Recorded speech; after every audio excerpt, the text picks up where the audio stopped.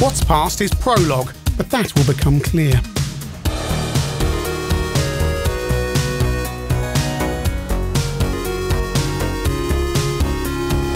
The Duct is an unreleased game by Gremlin. Well, I say unreleased.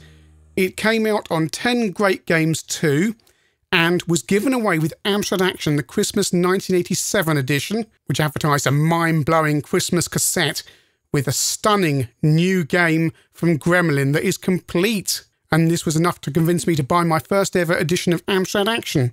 The cover tape page in Amstrad Action says you are in control of a buggy travelling down a series of tunnels. You view the tunnel from behind the car as the tunnel and its myriad hazards zoom past you. And the ducts are full of dangers. So let us start and load this up on my CPC 6128. Need to find out really why Gremlin didn't release this. And just decided to put it out on Amstrad Action and a cover tape. Gremlin graphics. And we've got vectors. Presents. Is the next bit going to be the Duct? Yay, it's the Duct. Press any key. And the game is joystick only, but Amstrad Action in their cover tape pages give you a short type in to add keyboard controls. And the game is by David K. Pridmore. And he coded the Spectrum and Amstrad versions of Tempest. And suddenly the quote in the intro will have all become clear. Here we go then.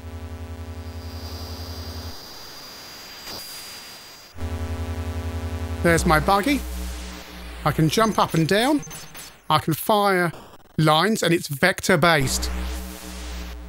You can't control the speed of the buggy. You have energy and fuel indicated on the left hand side. It doesn't tell you which is which. And you have to jump into the spheres. That's a fuel sphere there to top them up. So left hand side is fuel, right hand side is energy. Quite why there's two types, I don't know. And you're probably already thinking, yes, well, this is quite similar to Tempest, isn't it? Especially these little wavy lines here. And you have to wonder if that's what Gremlin were thinking as well. Jump up there.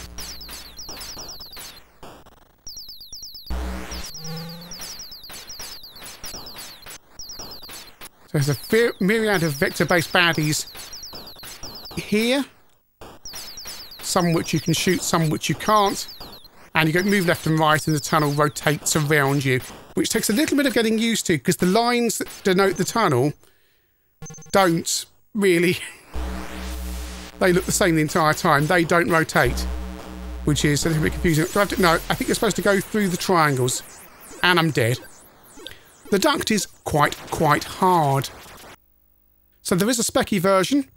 So again, for an effectively unreleased game that only came out on a compilation and a cover tape, there are two versions. 48k game.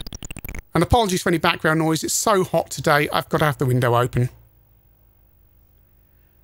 And that is a plane. So a bit faster on Spectrum. But it is monochromatic in the main play area, which could become... Yeah, you can already see it's getting pretty messy because the baddies and different things, different colours on the CPC. Whereas here on the Specky, it's all one.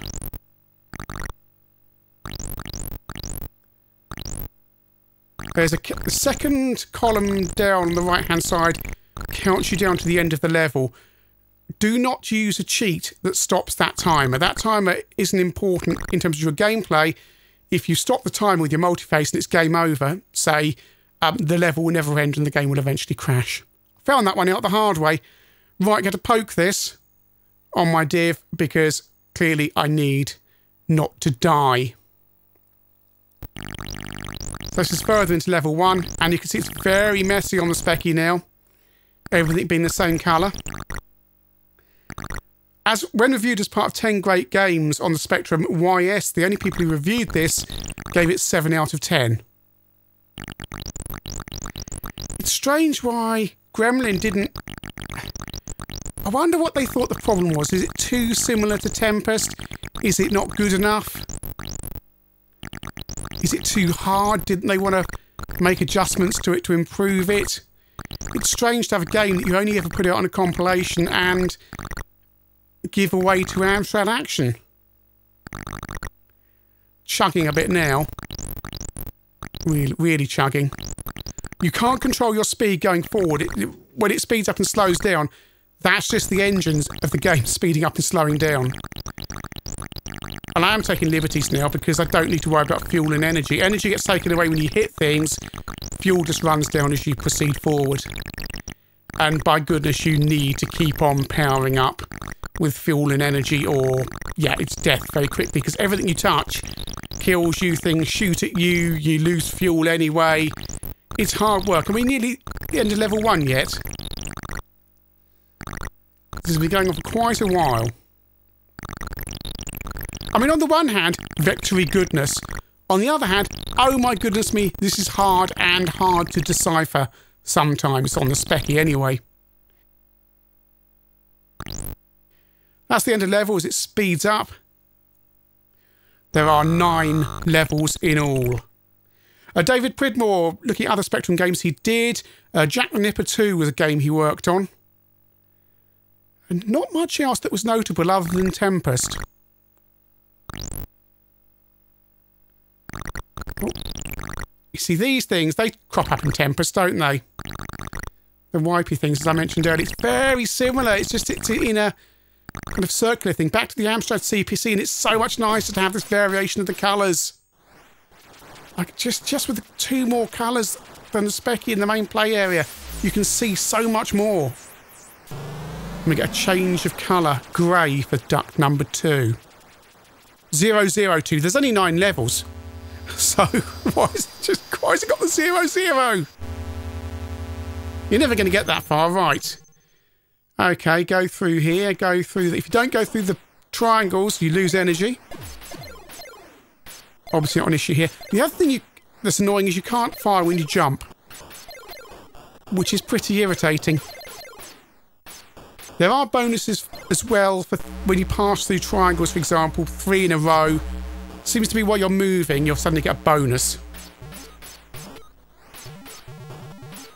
I'm so torn with this. This is a Duct number 3 on the Amstrad. And these X's kind of slowly hang around in front of you. Make it very hard to judge the perspective of what's going on in front of you. Why is there one there and one there? And why is the energy so far over there? I'm much preferring this than the Amstrad. It's just the colours make it easier. And the spot effect, the AY spot effects, just enough. They're just enough. I've played far, far worse at full price. So yeah, wouldn't Gremlin have thought, okay, perhaps not at full price. Could we speak to Master Chronicle someone? Was this before? Yes, way before they started doing their own budget re-releases. Could we just stick this one out on budget? Never did. Never did. And it's kind of a shame.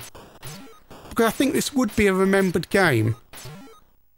Or would it be just remembered as a Tempest knock? It's different but the same. If you see what I mean. Energy there. Don't know why I'm collecting it, but I am. Keep shooting. I'd be dead long before now. But I've got infinite energy and fuel. Back on the specky.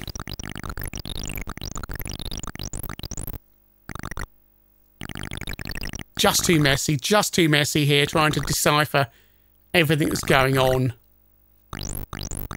It's a rare occasion where a specky is coming off worse on a vector-based game. And let's just try Duct number 9 on the CPC without any cheats activated to see how long I last. Because I guarantee it's not going to be long. And you don't get much energy to start either. Look how much fuel and energy it's given me to start the level. Wow, you've got to get through that first section without losing energy and you have to go through the triangles. Let's give that one more go.